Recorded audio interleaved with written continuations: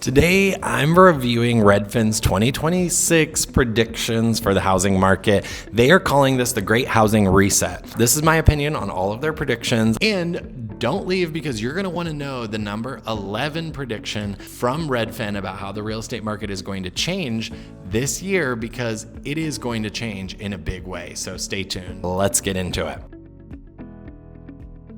2026, Redfin is saying that the Great Housing Reset is going to happen. And basically, I believe what they mean by that is that we're going to have a little bit more affordability, especially if we see an easing in the interest rates, as well as a slight increase in the number of home sales that are taking place.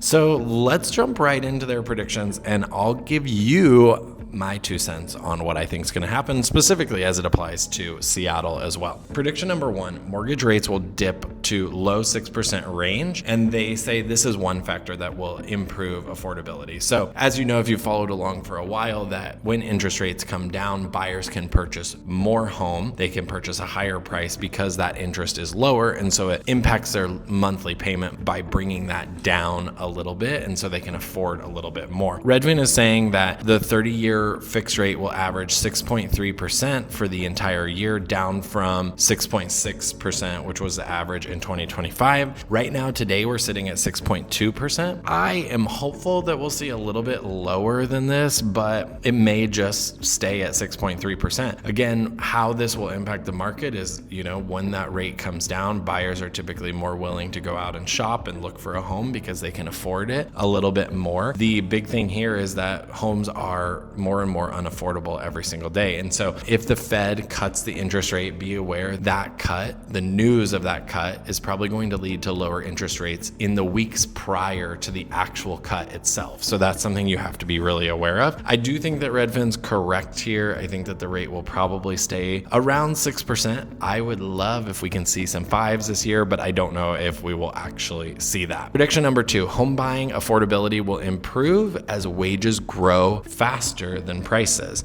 So here they're saying that they expect the median US home sale price to rise 1% year over year in 2026. And so they think that's modest because there's still high mortgage rates along with a weak economy, and that will make demand a little bit lower. They do think that wages will grow faster in 2026. So they're basically predicting that wage growth will be a little bit faster than the price of homes. I don't know if that's true. I think specifically in Seattle, we don't necessarily have to pay as much attention to wage growth as we do to the labor force as a whole, who's laying people off, who's recruiting people. Especially we saw this on the east side this past 2 years, where layoffs at places like Microsoft, Facebook, Google really impacted the housing market, in my opinion. And so we are looking at, in my opinion, the whole entire labor market in Seattle to see how that impacts the home sales and the home prices. Will homes become more affordable? Maybe. We have seen a little bit of a softening in the prices, especially with clients that we've helped where they just bought 2 or 3 years ago and they're trying to resell now. They're not able to sell for as much as they bought the home for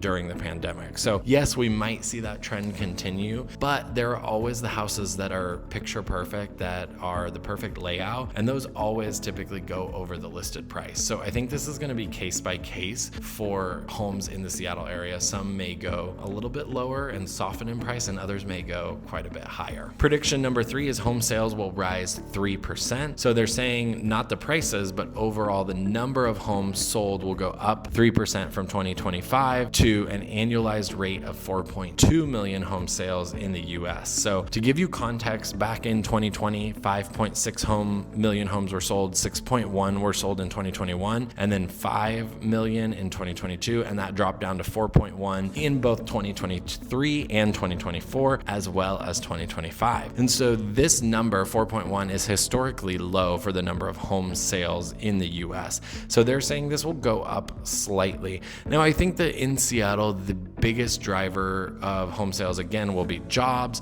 but also if we see the market pick up. So oftentimes sellers are impacted by the other sales that they're seeing in the market. So if we do see a really good and strong spring market where we're seeing a lot of homes get sold and they're getting sold quickly, I do think that will influence other sellers who have maybe been waiting because they have a low rate locked in to actually go to the market and test the market and see if they can get a price that they're satisfied with. Now, always sales are impacted by people moving, changing jobs, different stages of life. So that will always be consistent. So I think we might see a few more sales in the Seattle area than we have in the past, unless we're going to see big, huge layoffs from the tech companies, which could definitely impact the sales in the area. Prediction number 4 is about rents. So rents will rise as demand for apartments rises and supply falls. I don't really follow rentals as much in the Seattle area because we don't help with rentals, but I do know that if affordability is an issue in home buying, oftentimes those people who are going to buy a home or who thought about it will stay in apartments instead or stay in rentals instead. And so if you think about the affordability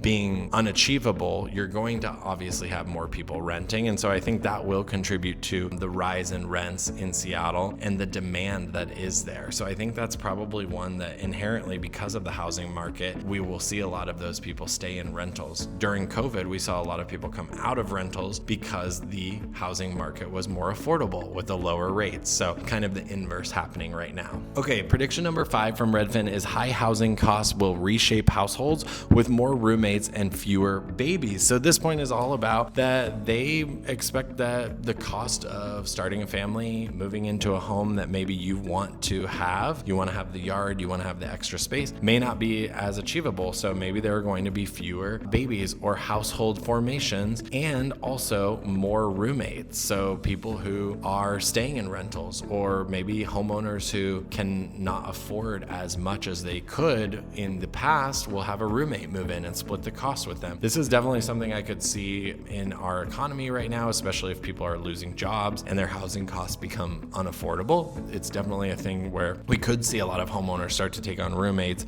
or families form less quickly in the economy that we are currently in. Prediction number 6 is that affordability crisis will unite policymakers across party lines. So this is an interesting one. They say President Trump may declare a national housing emergency to help more Americans afford homes, and other politicians on both sides of the aisle will introduce more policies to help alleviate the housing affordability crisis. Now, I think that this could happen. I think the bigger piece here that's more relevant to Seattle is about housing proposals, about zoning changes. Seattle has already done a really good job of creating zoning changes so that we can add more density to housing. So with all of the Seattle rezoning and the ability to add additional dwelling units, ADUs, or detached additional dwelling units, DADUs. I know some people don't like seeing those pop up in Seattle, but it is helping with housing and it's helping to bring down the price. We see this when these homes are sold. A single family home that is technically a condo or a backyard cottage is sold for $200,000 to $300,000 less than a single family home that's not like that, or that sits on one lot on its own.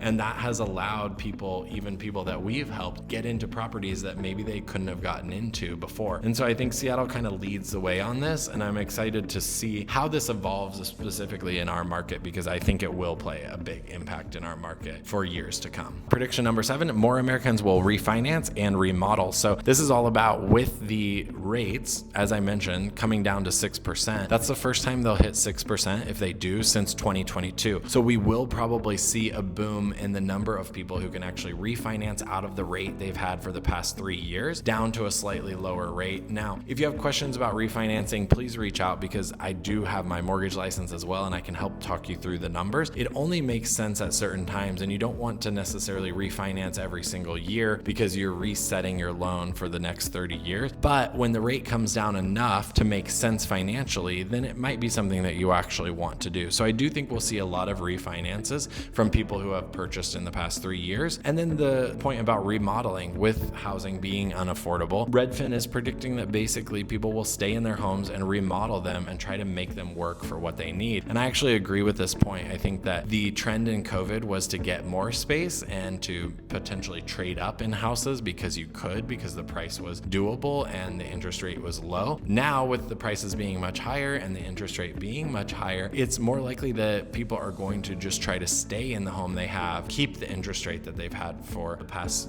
years or longer, and just make it work in the home that they're in, remodel it to be the way that they see they want it to be.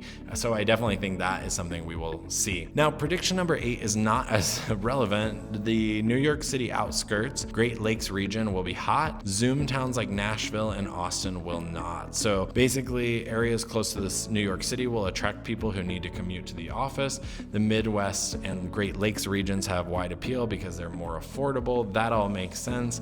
But places, so they say housing markets likely to heat up are New York City suburbs, Syracuse, New York, Cleveland, Ohio, St. Louis, Minneapolis, Madison, and housing markets most likely to cool down in 2026 are Nashville, San Antonio, Austin, Fort Lauderdale, West Palm Beach, and Miami. So I don't know about this. I mean, I think that it really depends on which companies start to do a return to office and do it more aggressively. I think that a lot of these towns, to their point, are places where maybe people moved to during the pandemic when they didn't have to go into the office. So if we are seeing a bigger return to office, which I think we might start to see, then yes, maybe these markets will slow down. Prediction number 9, climate migration will go hyper local. So this is funny because I've actually talked with my friends about this before. There are things like wildfires obviously happening, flooding, there are a rise in insurance costs, and just overall climate change. And that is impacting the way people think about where in the country they want to live, but it's also impacting the way people think about a specific city where they want to live. So in Seattle, for example, if you are afraid of the big earthquake that may one day come, then you're probably not going to want to be out in, Magnolia. Maybe you don't want to be even in Queen Anne. But if you're worried about flooding, maybe you want to be on the top of Queen Anne. So there are, I think, some climate intricacies that are impacting the way people think about where they're going to live.